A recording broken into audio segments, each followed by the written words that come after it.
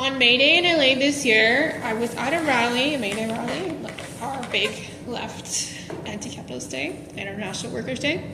So I was at a rally with my friend who was holding up a Ukrainian flag.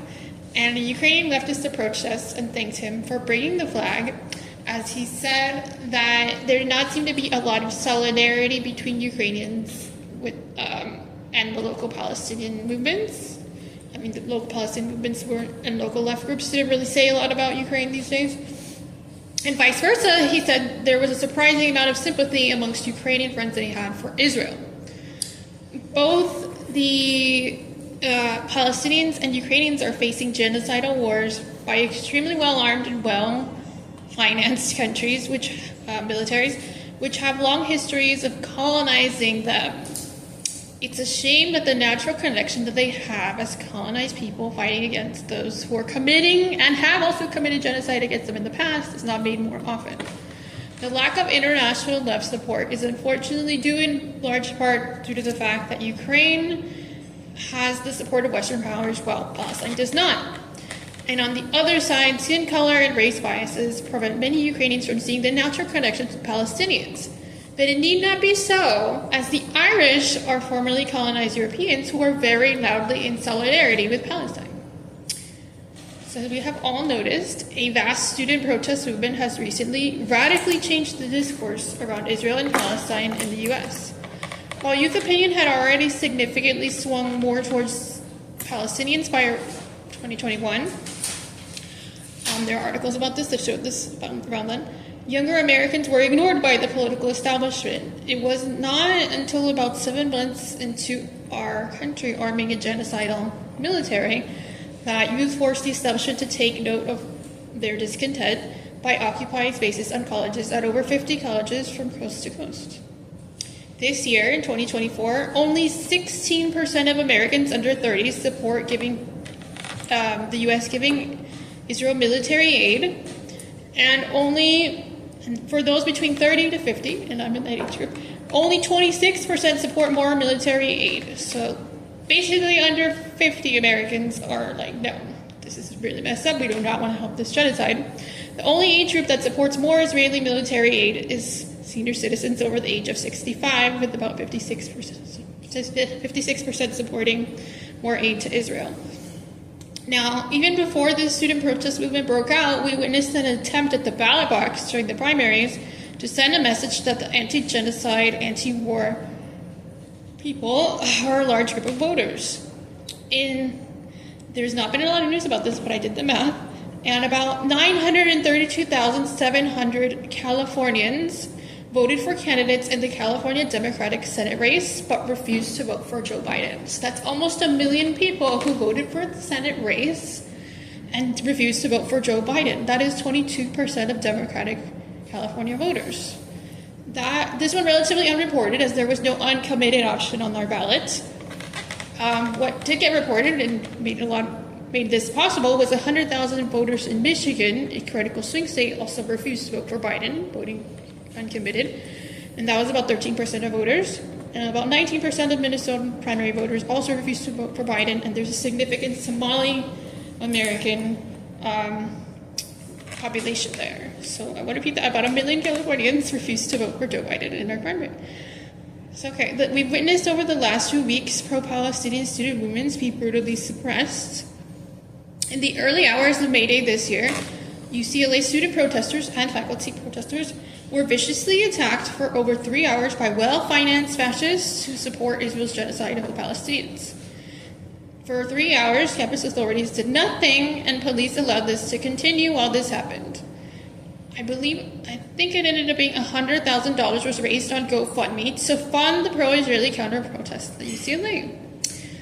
On May Day, we showed a great deal of solidarity with student protesters in our Science Center sheds. So I was one of 3 big May Day protests in LA.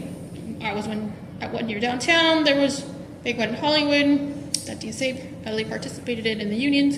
And obviously the camp at UCLA had thousands of protesters there. It was late that night that the UCLA administration sent police in, state police, LAPD, in to arrest 200 protesters at UCLA. They were shot at with rubber bullets and had flashbang grenades thrown at their camp. Unfortunately, it took about 2 weeks, I believe, from what I saw, before UCLA students were able to have another pro-Palestine protest on campus. So I believe 44 students, like about 5 days later, 44 students at UCLA, or 44 protesters, were arrested in a parking garage. They didn't do anything. They were arrested for trespassing in a parking garage. So it took about 2 weeks before UCLA protesters were allowed to have another protest on campus. 2 weeks ago, 64 protesters were arrested at UC San Diego. And this week, 47 people were arrested at UC Irvine for protesting for Palestine, including at least 2 faculty who were videotaped speaking why they were being arrested. At least one of these faculty did not plan on being arrested. They were just swept away. Back to Ukraine. I personally had not even heard of the Holodomor, I think it's how you say it, or the Ukrainian genocide in the 20th century until about 10 years ago when Russia took Crimea. Unfortunately, genocide through mass starvation is easier to deny and obfuscate than one committed with weapons and bombs, as the Irish can tell you. The Israeli government and its apologists will go on and on about how civilian casualties are inevitable with the high population density in Gaza. Yet it's easy to explain that this is bullshit. The fact that they killed 10,000 people, the first 10,000 people in Gaza in about 4 weeks, was much more quickly than the U.S. killed people in the battle against ISIS in Mosul, which took about 1 year. So that was in one city, and the Gaza population is 2 million, right?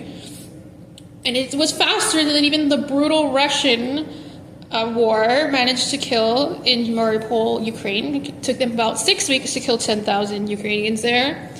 So that's just the fastest pace of killing I've ever heard of in the modern 24th century. And the Israelis and the U.S. government have no remotely reasonable explanation whatsoever for why Israel is committing mass starvation in Gaza and does not allow international aid into Gaza. And I just want to note this because I saw an interview with the former Prime Minister, Israel, I forget his name, Naftali Bennett, early on in the war. He said, we're not going to give our enemy any aid, but you guys, the rest of the world, can give them aid. And they have not let us do that, have they?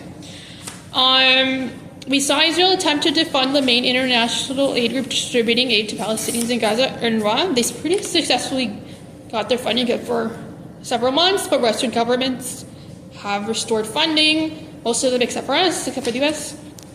And as many of you remember, they even bombed clearly marked international aid vehicles that killed various Western aid workers a few weeks ago. There's also no reasonable explanation why they have destroyed almost every hospital in Gaza, or why one of the lead doctors in Gaza died in prison. Even though he had no previous health problems, he was surely tortured to death. And there is no explanation for mass starvation nor destroying the medical system except an attempt to annihilate a population. Okay, another development is Israel is surprised how Hamas could be returning in the north after all the bombing and all the killing and all the devastation. Now, even if Israel managed to kill a large part of Hamas fighters, after seeing that this war was different from previous wars were about, they would kill like about 1,000 Palestinians in Gaza, like the last 4 or 5 rounds of wars. But after seeing this was different from previous wars and this was a genocidal war, it was all but inevitable that many men who were not militants before this war have taken up arms against Israel, regardless of what their views of Hamas's politics or previous tactics are. Hamas and Islamic Jihad are the only real militant games in town. So that's, if people want to take up arms, that's who they're going with.